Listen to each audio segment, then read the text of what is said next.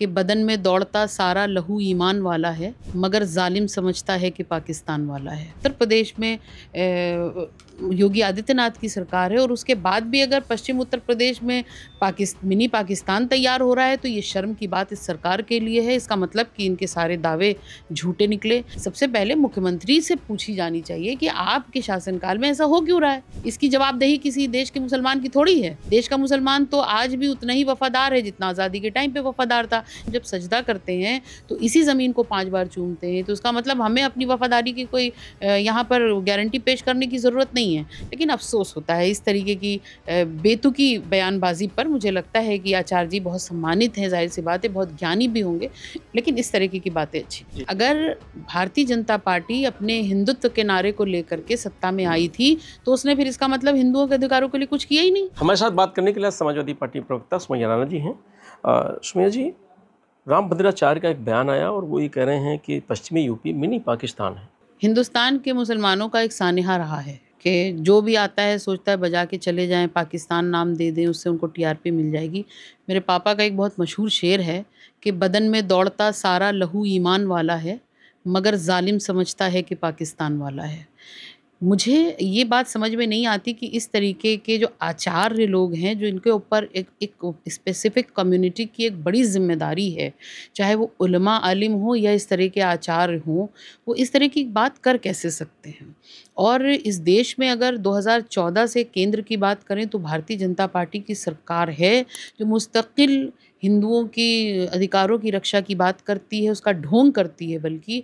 और उसके शासनकाल में और उत्तर प्रदेश में योगी आदित्यनाथ की सरकार है और उसके बाद भी अगर पश्चिम उत्तर प्रदेश में मिनी पाकिस्तान तैयार हो रहा है तो ये शर्म की बात इस सरकार के लिए है। इसका मतलब कि इनके सारे दावे झूठे निकले। ये पहले दावा करते हैं कि दिल्ली में घुसपैठिए हैं जो वोट डाल रहे हैं, सरकार आपकी, बॉर्डर पे आप की जिम्मेदारी है कि वहाँ पर आप किस तरीके की सुरक्षा व्यवस्था करते हैं। आप उसमें नाकाम हो जाते हैं, पुलवामा करा के नाकाम हो जाते हैं, सारी चीज़ों में नाकाम है। अब उत्तर प्रदेश में पाकिस्तान भी निकालने की बात हो रही। तो ये बात तो सबसे पहले मुख्यमंत्री से पूछी जानी चाहिए कि आपके शासनकाल में ऐसा हो क्यों रहा है। इसकी जवाबदेही किसी देश के मुसलमान की थोड़ी है। देश का मुसलमान तो आज भी उतना ही वफादार है जितना आज़ादी के टाइम पे वफादार था। जिस तरह अंग्रेज़ों के साथ उसने लड़ाई लड़ी थी, उस वक़्त में जो वफादारी थी वही आज भी है। और हम मुसलमान हैं, मुझे मालूम है, हालाँकि ये बहुत पुराना कोट हो गया, लेकिन मैं फिर दोहराऊँगी आपके चैनल पे कि हम जब सजदा करते हैं तो इसी ज़मीन को 5 बार चूमते हैं, तो उसका मतलब हमें अपनी वफादारी की कोई यहाँ पर गारंटी पेश करने की ज़रूरत नहीं है। लेकिन अफ़सोस होता है इस तरीके की बेतुकी बयानबाज़ी पर। मुझे लगता है कि आचार्य जी बहुत सम्मानित हैं, ज़ाहिर-सी बात है, बहुत ज्ञानी भी होंगे, लेकिन इस तरीके की बातें अच्छी नहीं। जी जी। कहते हैं कि वहाँ हिंदू संकट में है, पलायन कर रहा है, 15% हिंदू बचा है, हर घर में पाठशाला लगनी चाहिए। तो ये मैं वही तो कह रही, फिर ये ज़िम्मेदारी किसकी है? सरकार की है ना।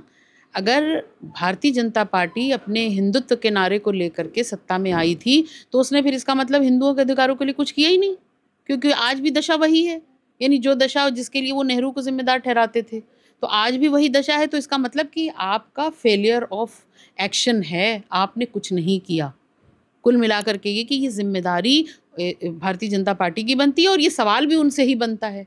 इसमें हम लोग क्या ही कर सकते हैं? विपक्ष में रह कर के भी हमारी ज़िम्मेदारी, हम जब सत्ता में होंगे तो भी हम ही से पूछा जाएगा और जब विपक्ष में होंगे तो भी हम ही से पूछा जाएगा।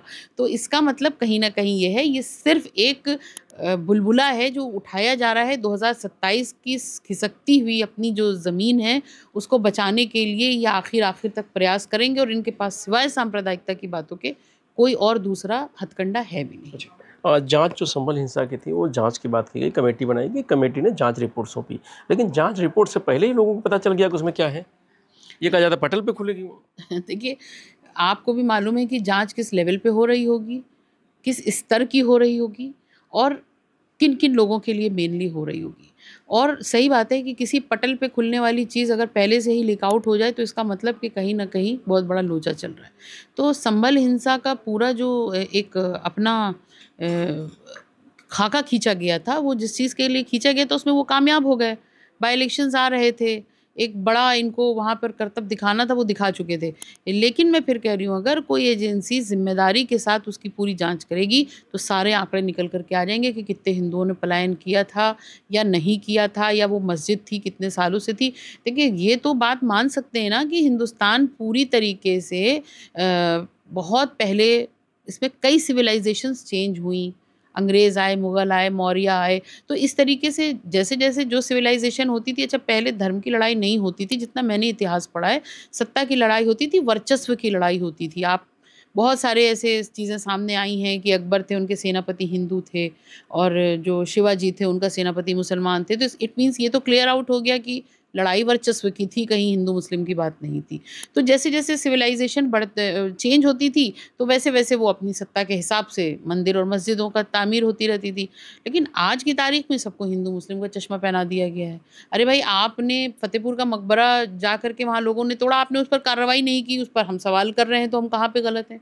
किसी मंदिर पर अगर कोई टोपीधारी जा कर के अगर उस पर अटैक करेंगे, उसको तोड़ने की कोशिश करेंगे, हम उस पे भी सवाल करेंगे कि भाई क्यों किसी के धर्मस्थल को तोड़ा गया? तो ये देश संविधान से ना चलेगा। अगर आप यही या तो बोल दीजिए कि नहीं, संविधान से कोई मतलब नहीं है, अब ये देश ऐसे चलेगा कि जितने मुगलों ने आकर के मंदिर तोड़ करके मस्जिदें बनाई थी, उन सबको तोड़ के बदला लेंगे।